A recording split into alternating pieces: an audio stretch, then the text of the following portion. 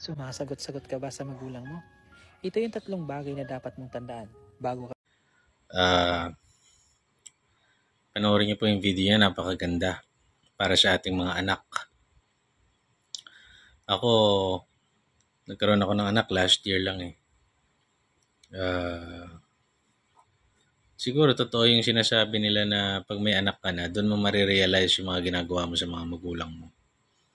And ako, I saw myself as very, very bastos. Sumasagot ako eh. Tapos bastos yung pagkakasagot ko siguro kasi anumang uri ng paraan ng pananalita mo kung nakakasakit sa magulang. So ano pa man yung dahilan ko? Ako ay nagkamali. At ang pambabastos sa magulang, lagi may kabayaran, mabigat. Dahil apat lamang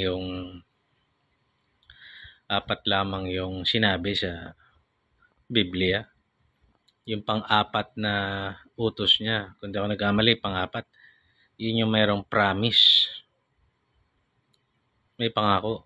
Pag inonor mo yung mga magulang mo, tatagumpay ka sa buhay. Pag hindi,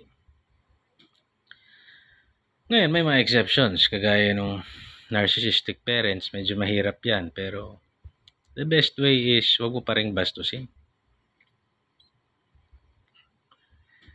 Hayaan natin kung kunwari tayo tama, alam natin sa puso natin tama tayo, okay na yun.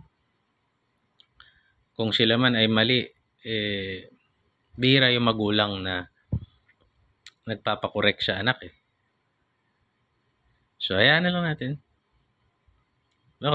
Kung tayo ay tama sa pananaw natin, kung kaya nating baunin yung pagiging tama natin sa ating hantungan, huling hantungan, yan na lang natin kung anong gusto nila. Buhay nila yan. Kung di nila na-realize, buhay nila yan. Mas matandang henerasyon yung dugo nila sa atin. Talagang gano'n. Kung may pagkakamali man sila, siguro subukin na lang natin na wag natin gawin sa ating mga anak. Although it's easier said and done. Easier said than done. Yun pala ang tama. Pero, gano'n na lang. Patawarin na lang natin sila kung ano man yung pine-perceive natin na pagkakamali nila. Kasi, talagang maiintindihan mo lang pag naging magulang ka na.